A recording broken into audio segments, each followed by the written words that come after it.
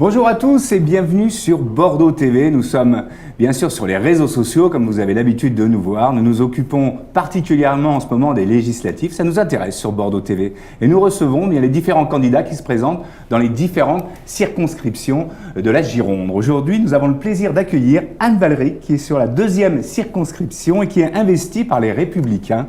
Bonjour Anne Valeric. Bonjour. Merci de venir sur le plateau de Bordeaux TV. Merci de m'avoir invité. Aujourd'hui, dans la campagne, comment ça se passe? Votre sentiment par rapport à cette campagne aujourd'hui? Écoutez, que vous dire? Je sens beaucoup d'intérêt de la part de nos concitoyens. Très bon accueil dans tous les quartiers, qu'avec mon suppléant Bertrand Dupouille, nous jalonnons à vélo, à pied, depuis des semaines et des semaines. Voilà. On fait une campagne de proximité, on est plutôt bien accueillis, voire très bien accueillis. Et voilà, et donc nous égrenons notre programme qu'on a co-construit avec les Bordelaises et les Bordelais, en s'inspirant bien entendu des mesures de la plateforme de la droite et du centre, LR et UDI, mais aussi customisé un peu à la sauce bordelaise, pour tenir compte des préoccupations des Bordelaises et des Bordelais, des spécificités territoriales également. Alors la 2e circonscription, vous pouvez nous la décrire un peu, parce que vous la parcourez. Elle est vaste. Elle est vaste. Elle est vaste, c'est-à-dire c'est tout le centre de Bordeaux, de façon générale. Ça englobe également le quartier de Saint-Genès, de Nansouty, également tout le quartier de Saint-Augustin, tout le centre-ville, Saint-Michel, Saint-Pierre, etc. Et ensuite, on passe les rives de la Garonne et ce sont tous les quartiers de la rive droite de Bordeaux. Voilà, en ce moment, on a beaucoup d'animations d'ailleurs. Oui. Fête du fleuve, entre autres, les épicuriales qui arrivent. Voilà. On va en parler quand même, tous ces Ville événements. très animée. Ville très très animée. Alors, vos forces, Anne Valeric? Mes forces, je ne sais pas si c'est à moi de le dire, ce que je ressens, c'est une envie d'abord. Si je suis dans cette... dans ce combat, c'est un bien grand mot. Mais si je suis partie pour ces législatives, c'est parce que j'en avais envie. J'avais envie de défendre les couleurs de Bordeaux à l'Assemblée nationale. J'avais envie, parce que j'ai une expérience d'élu de terrain de quelques années, quand même, dans l'équipe d'Alain Juppé, tant à la ville qu'à la métropole. J'avais envie de participer au renouveau nécessaire de notre pays. Il faut absolument que notre pays se redresse sur un plan socio-économique.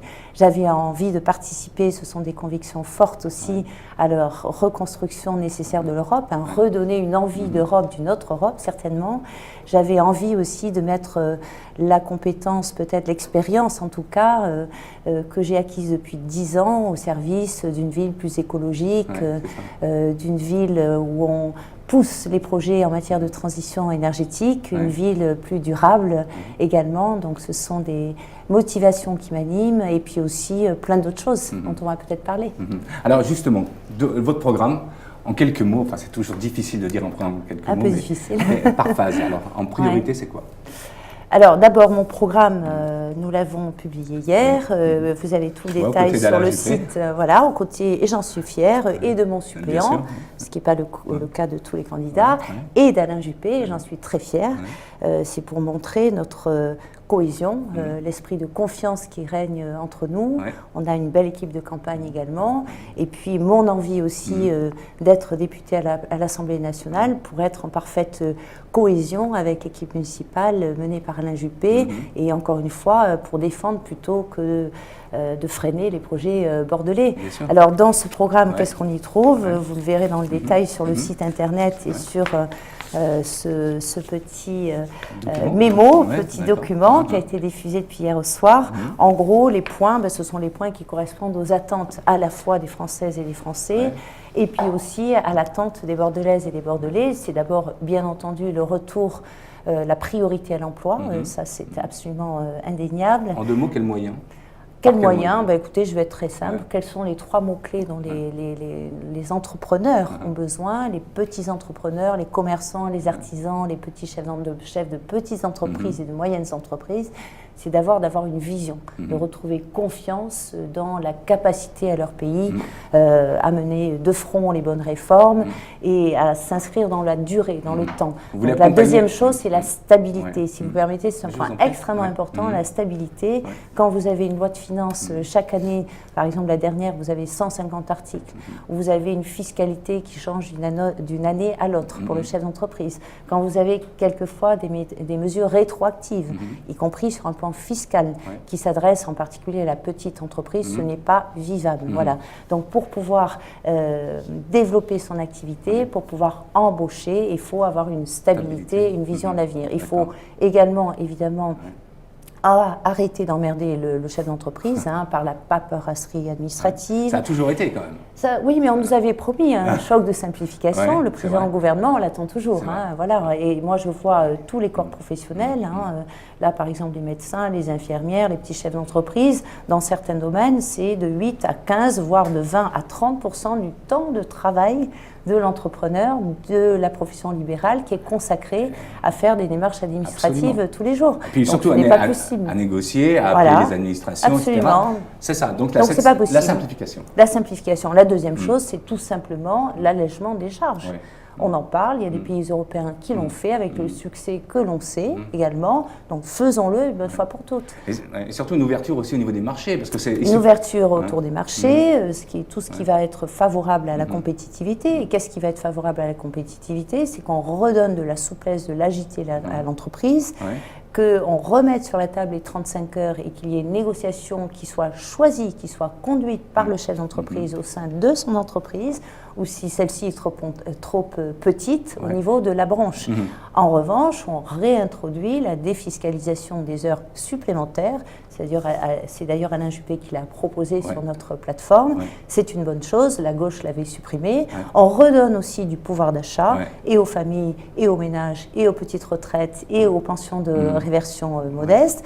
Et tout cela, on le fait sans augmentation de la CSG, d'une part, sans augmentation de la TVA, d'autre part. Et enfin, on réduit l'impôt sur le revenu de 10%, sans oublier la baisse de l'impôt sur les sociétés, pour arriver petit à petit, jusqu'à la fin du quinquennat, à arriver au niveau moyen européen de 25%, le taux d'imposition, et on supprime évidemment l'ISF, qui pèse et qui fait fuir les capitaux de nos concitoyens au lieu qu'ils soient réinvestis dans l'entreprise. On ne peut pas développer tout, ce qui est bien dommage, mais vous en parlez avec une telle conviction qu'on ne peut pas vous arrêter. Alors, il y a des choses qui sont importantes et nous, les messages qu'on a en général, c'est sur le futur de notre planète. Alors ça, vous qui êtes... Alors ça, vous savez que ça me tient particulièrement à cœur et j'ai été absolument scandalisée, et le mot n'est pas faible, par rapport à la décision du président des États-Unis hier au soir, que je trouve totalement irresponsable. C'est vraiment une atteinte à la planète, c'est une atteinte à l'avenir, à la survie de notre planète d'une part, et puis c'est évidemment remettre en cause l'avenir de nos enfants, et à très court terme. Alain Juppé était très intéressé par cet accord. Est-ce qu'il a fait un communiqué, quelque chose autour de ça? Bien sûr, il a immédiatement communiqué hier au soir sur les réseaux sociaux notamment. Je ne l'ai pas revu depuis hier au soir, mais on est dans le même état d'esprit, je pense. Vous savez qu'Alain Juppé a participé, a été fortement contributeur.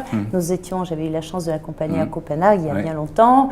À la COP21, nous étions ensemble, évidemment, avec l'accord, ce fameux accord de Paris. Ça ne fait pas tout, bien entendu, mais c'était une marche en avant quand même assez considérable. Et le fait que les États-Unis se retirent de cette marche en avant, c'est absolument désastreux, parce que même si tous les États du monde font des efforts plus importants, et c'est l'occasion pour l'Europe de le faire, c'est l'occasion pour notre pays de le faire, on ne pourra pas demander aux pays qui sont en voie de développement de le faire. Bien sûr. Deuxièmement, les États-Unis, c'est quand même le deuxième contributeur en matière de gaz à effet de serre, après la Chine, au monde. Alors troisièmement, je rappelle que c'est un contributeur très important dans les 100 milliards d'euros qui devait chaque année venir alimenter le fonds de développement pour permettre aux pays en voie de développement d'adopter un mode de croissance vertueux. Alors vous savez ce que pensent les citoyens de tout ça? Ils disent voilà, alors donc maintenant on met en place des accords. Ces accords peuvent être, alors coûtent de l'argent parce qu'il faut faire déplacer les gens, on le voit, c'est de l'organisation, etc. Et du jour au lendemain, n'importe qui peut mettre cet accord en place. À quoi ça sert? En final, à quoi ça sert? Parce que quand on voit la réaction d'un président qui dit maintenant, moi je participe plus, pourquoi on a fait tout ça et comment on peut éventuellement Je rappelle quand même qu'il reste quand même combien 180 et quelques pays sur 195 ou 197 si on compte l'Union européenne qui ont signé l'accord. On est d'accord, mais qu'est-ce qui empêche d'autres pays de se désengager de cet accord en voyant que les États-Unis en partent? Enfin, je pense que quand même, il n'y a guère que M. Trump qui remette en cause une analyse qui est consensuelle maintenant, hors quelques climato-sceptiques dont je pense qu'ils sont tout simplement incultes. Voilà, mon point de vue. Ce sont quand même des milliers de climatologues qui, depuis des années, ont contribué aux études diverses et variées et qui ont démontré scientifiquement qu'à 99,9% de chances, c'était l'activité humaine qui était la cause par les émissions de gaz à effet de serre du dérèglement et du réchauffement climatique. Premier point. Deuxième point, je reste quand même un peu optimiste, parce que j'observe que depuis hier au soir, il y a eu un mouvement de fronde. La ville de Pittsburgh a réagi immédiatement, l'État de New York, la ville de New York, un certain nombre d'États aux États-Unis. Vous avez vu que de grands groupes, et pas n'importe lesquels, ont appelé également à la fronde, se sont manifestés dès hier aux États-Unis en disant que eux, ils iraient de l'avant. Donc j'espère qu'il va y avoir un grand mouvement international. Voilà. Et je rappelle après, pour revenir sur Bordeaux, que Alain Juppé, en étant chargé de la mise en œuvre de cette politique et de son impulsion, on a eu à cœur quand même depuis une vingtaine d'années de faire beaucoup de choses dans ce domaine à Bordeaux qui portent leurs fruits aujourd'hui, même si nous allons continuer. Mais c'est vrai que tout ce qu'on pourra faire localement, c'est formidable, mais il faut également une politique nationale, européenne et mondiale dans ce domaine. Et donc demain, si je suis élu à l'Assemblée nationale, je compte bien m'investir sur ces sujets. En particulier. En particulier, mais pas que. Juste, pour conclure, un petit mot, là, vous avez donc la caméra, qu'est-ce que vous pourriez dire aux personnes qui nous regardent et qui sont bien de cette deuxième circonscription pour les convaincre? Écoutez, pour les convaincre, je dirais que j'ai vraiment de fortes convictions, que je les ai rencontrés depuis toutes ces semaines, que j'espère les rencontrer à nouveau, que je les invite nombreux à venir le 8 juin à l'Athénée municipal où nous allons faire une grande réunion publique en présence d'Alain Juppé. Ce sera l'occasion pour moi et pour mon suppléant de pouvoir expliciter encore notre programme. Je les invite à lire également le programme et puis je les invite à se rassembler autour de ma candidature et celle de Bertrand, parce que je pense que c'est une candidature qui apportera, je l'espère en tout cas, j'y mettrai toute ma force et ma détermination beaucoup pour Bordeaux, voilà, dans un état d'esprit, esprit Bordeaux, si bien incarné par Juppé, c'est-à-dire, je l'espère, de l'efficacité, mais aussi dans le dialogue, dans l'ouverture et sans aucun esprit partisan.